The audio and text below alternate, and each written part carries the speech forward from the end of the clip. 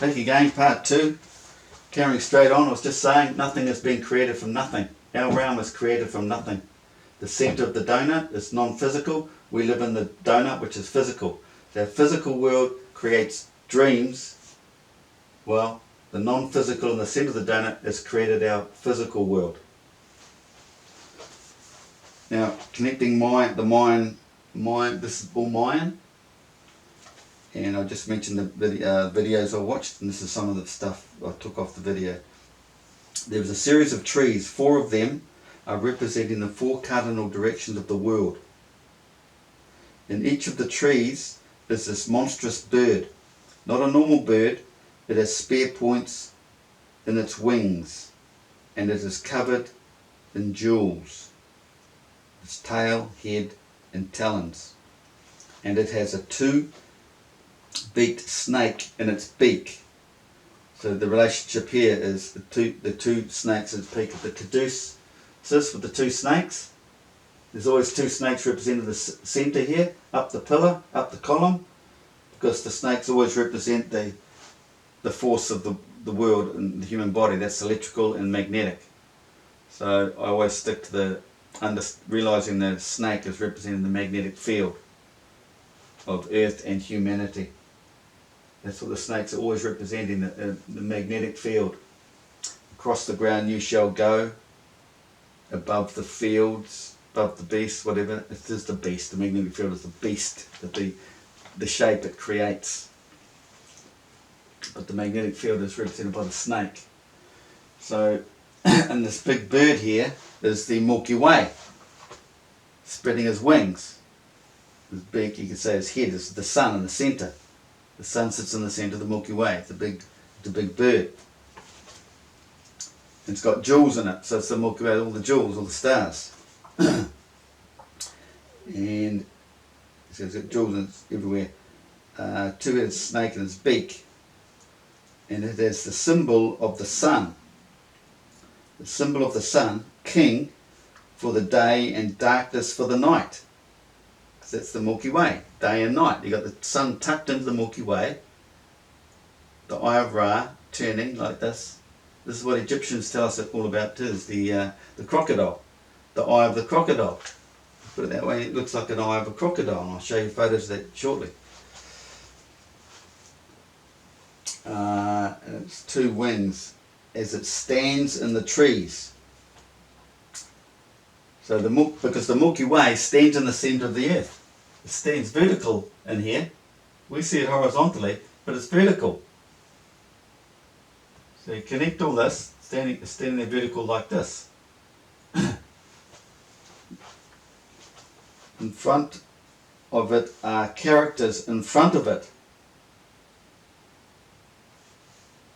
attempting to shoot the bird down.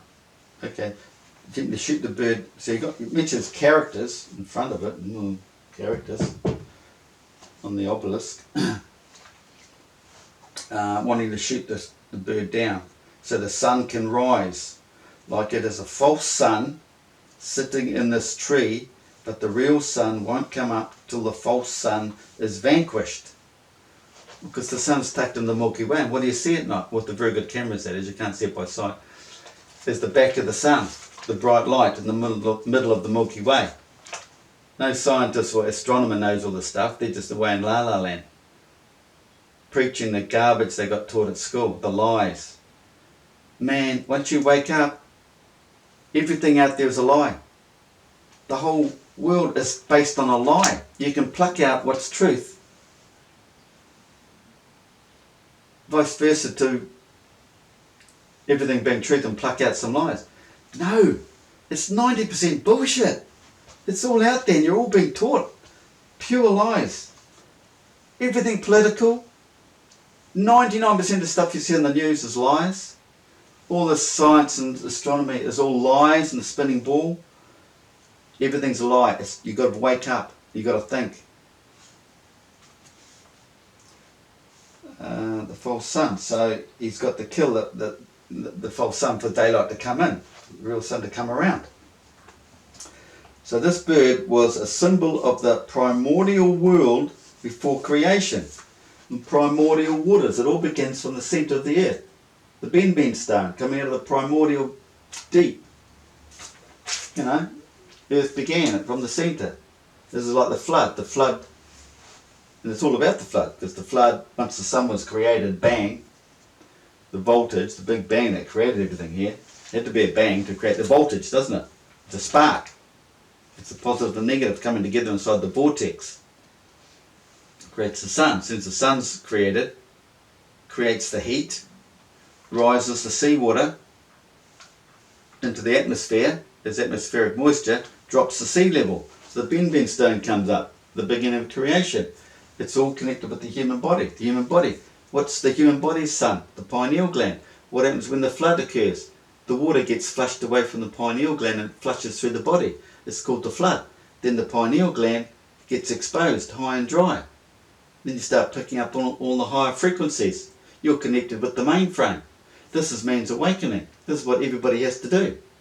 Otherwise you're going to stay as a dumbass down here in the lower chakras, in the red, in the hell, letting all these politicians and the news medias all bullshit you 24/7, which has been described in all cultures of devouring the sun. So the symbol of the primordial world before creation, his words, but like many, he has no idea what it represents. It represents the Milky Way, which has been described in all cultures of devouring the sun.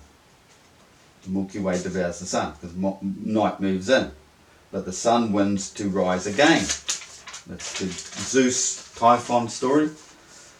The next day, just as Zeus and Typhon do battle, this monstrous thing that inhabits the four corners of the world, four corners, so picture this as the Milky Way vertical in the centre, the four corners, obelisk, an area that is bound by force. Inside the magnetic vortex, a strong magnetic force. That's what holds the sun in place. Science knows this. It's plasma. To create plasma in the tokamak reactor and that, it has to be held in the strong magnetic force. That's what holds the planets and the sun all in that one location. And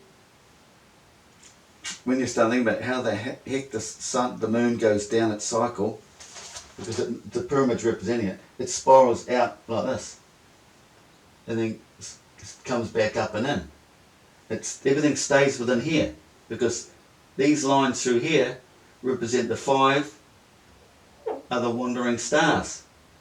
It's described, it's created in Egypt, the de jure pyramid, the 5 steps.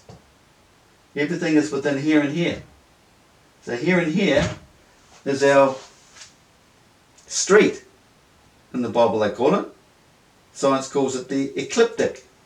It's the gap between the southern rotation and the northern rotation. Go buy yourself a Nikon 900 at least, or 1000. Get 1000, a lot bigger and better, heavier, a lot heavier. Take the star trails. You'll see the rotation of the southern field goes so far, the northern one goes so far. There's a gap. The best time is when Orion's belt's coming through. You'll see the beautiful straight line of Orion's belt passing through over 9 months, and the rotations coming up to it. All the divine stories all about this period when the Orion's belt comes through. In another video in the Tiwanaku culture and district in Chipiro, the Yaya Mama Temple court plan. Well, there's the court plan, right? Where have you seen that? It's similar to the one in England there, Stonehenge. And look at the shape. It's a U shape. What's in the centre? The sun. It's tucked in like this. The eye, the egg in the nest. The Christian story, Christ being born in a manger, a long trough, is the Milky Way. The sun being born in the Milky Way. The sun is like, this is the breastplate, the Milky Way, and the eye is tucked in there. And I'll show you some pictures. This is related to the core. You go deep into the core column, Corinth being the center point. In the center, the association with an Egyptian is Sekhmet or Hathor. Look at this plinth. Plinth. This here, golden ratio. Everything spirals out of the center, out of the sun. Off the sun, spirals out and down. That's where you get this golden ratio. And cardinoids, things like that. It's to do with the centre of Earth. This one here, there's a great depiction. The talons of the eagle. You know why they're always representing eagles or falcons? Because it's the highest. They fly the highest. Because at the highest, what do you got? You got the peak, the fixed, the sun, cardinal, chief, highest elevation. And you usually see in alchemy the two eagle heads facing both ways. Because that's what the sun does. The whole thing turns, doesn't it? It sees both ways. Whether you bring into the back of the sun. You know, the back of the sun, the Milky Way at night, is Atum Ra. It's the underworld. Underworld is at night time. It's not down there in the middle of the flipping spinning ball. Underworld is night time. And also attached to the off season, going into the underworld till it comes back out again. It's all connected.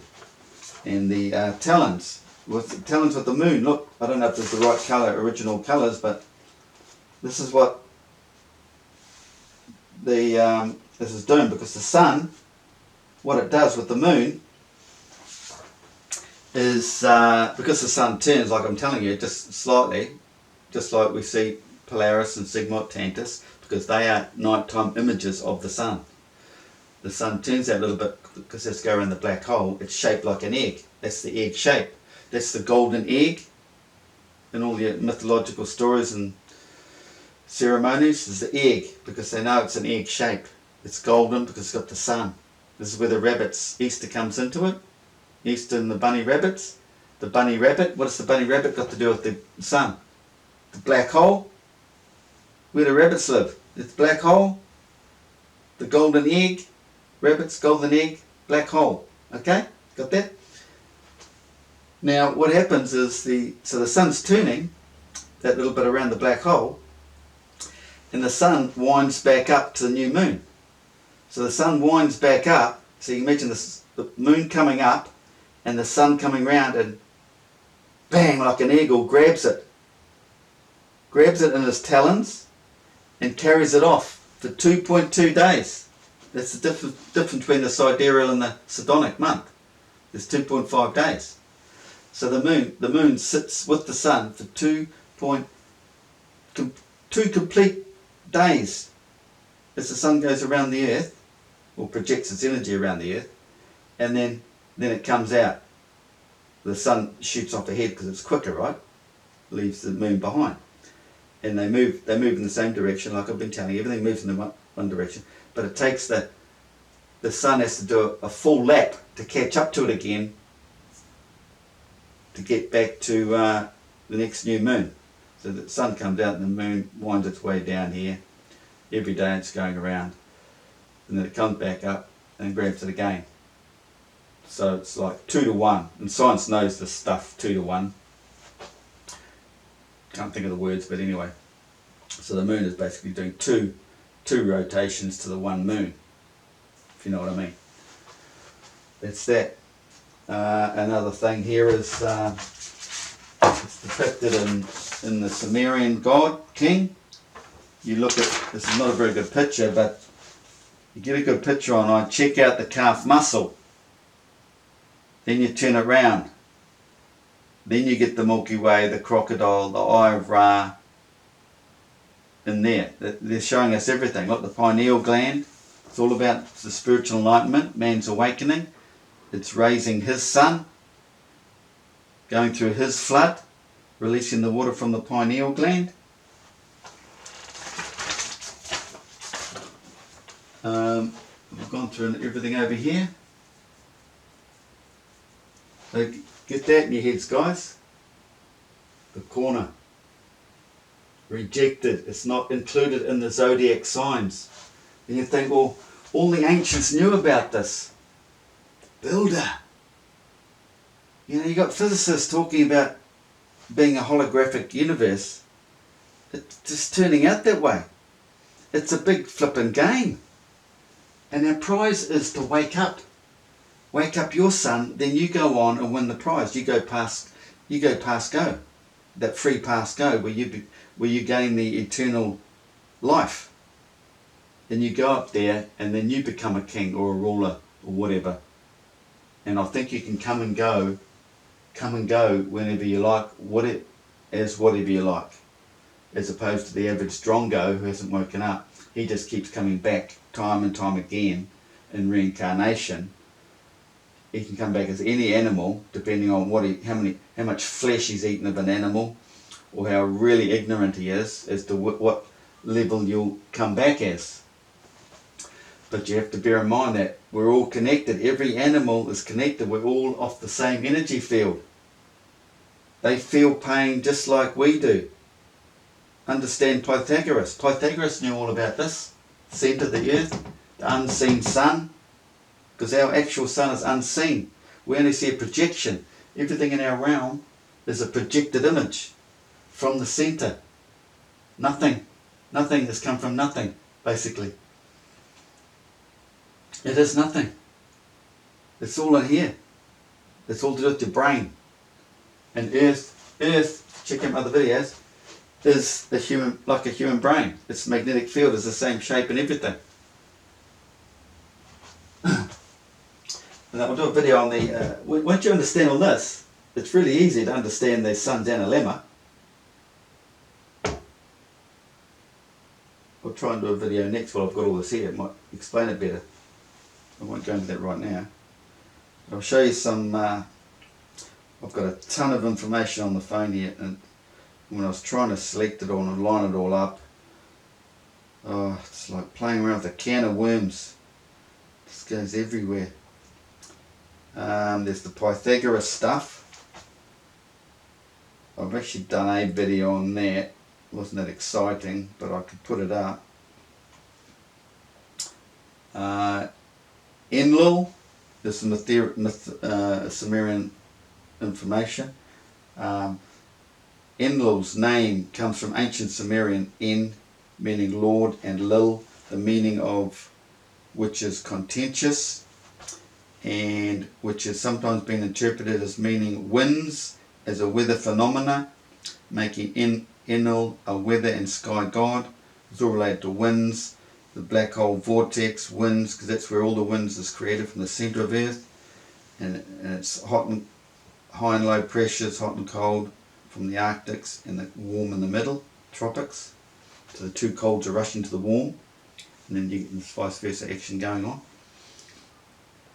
But all the magic is in the tropics. What comes out of the tropics is like between two magnetic fields, what you can call the EMF comes out and gets sucked back into the centre of the vortex. That's where all the magic happens. This is where we're going to get our free energy in the future.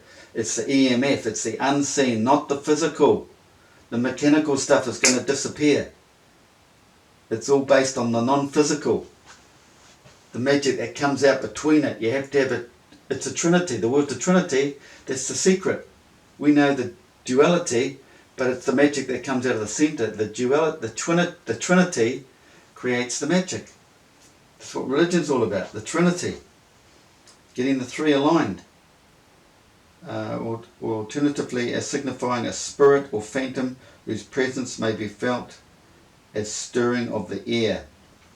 And when they talk about the winds, that's also associated with the street, the ecliptic, the winds driving through, bringing Osiris, Orion's belt, that occasion coming through, all concerning this divine period, the corn season. I wasn't supposed to read that one. How an ear of corn got its name. And you start breaking down the time. what corn means. Right, someone wrote in some letter and someone's answering it.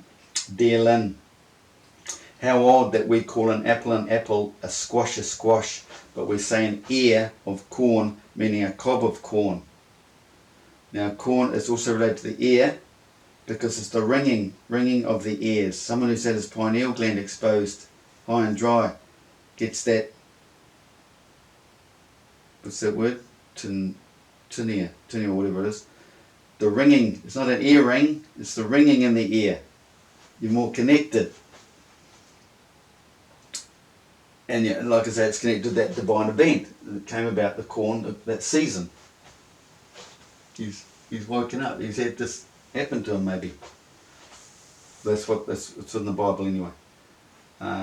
Ear of corn. Where does the expression ear of corn come from? George, who may have too much time on his hands. Answered by, Dear George, too much time on your hands. No, it's an intriguing question, but it lures us down quite a garden path. If you start at the beginning, the Oxford English Dictionary, a good source of how words evolved, it says ear is a spike or head of corn. So once again you go back to the spike, the head, the chief, related to the corn, everything's connected.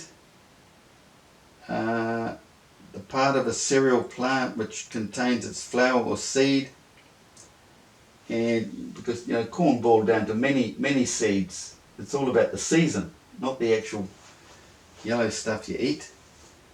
To keep the record straight, the word for ear, as in corn, and ear, as in hearing, evolved from the two different roots. Corn comes from an old word once meaning a grain of sand or other small hard substance.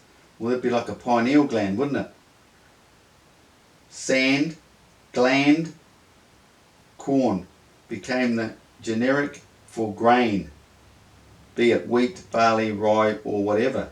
So the plant that is properly called maize was referred to as corn by early. So it's all about the season.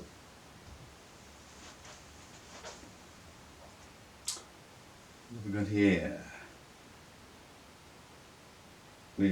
To keep the record straight, well, we've read that one, haven't we? Another one here. Oop, it keeps turning on me. What does that say? Well, it's a bit of a story about corn actually. Landowners were workers. Oh, it's pretty small. Okay. Landowners, workers fed. For a while happy, never mind that field workers were given little else to eat and died by the thousands from the corn's niacin deficiency, a disease called pellagra. Tragic errors were legion in the situation, but one came out of complete cultural ignorance. The Europeans who discovered corn in the Americas assumed that native peoples were ignorant, like they do today. We can't build a pyramid, but they're all dumb. We're modern man. Yeah, we're really clever. Nothing but ignorance and ego. So they never took the time to learn the all-important local technology that easily released corn's niacin. And somewhere in there, they found they soaked the corn, the hard corn, in lime, I think it was, softened it up and releases the niacin. That's how you can live on it. But that ignorant white man, I don't know where the hell the white man came from, but all the natives around the world, they just knew everything. It all comes through the culture. They understood it all. Corn, hardening or thickening of skin, came from the old French word horn, horn, at a time, the horn's connected. You connect the horn with the goat, Capricorn, Jesus, physical birth, goat. It's all boils back to the zodiac sign again. It's physical birth, goat, Capricorn. That was the sun. Where was the moon sign? The moon sign was in Pisces. So then you got Enki, is it? That's part of the thing. Jesus story. That's the other story, Christian story. You've got the Capricorn, the sun sign, and you've got the fish representing the moon sign at the time of his physical birth. There's his physical birth 9 months earlier. His spiritual birth comes 9 months later. Is it? No, conceiving. No, it's another story. I've done videos on all that. I've got all the dates. But yes, conception. Opposite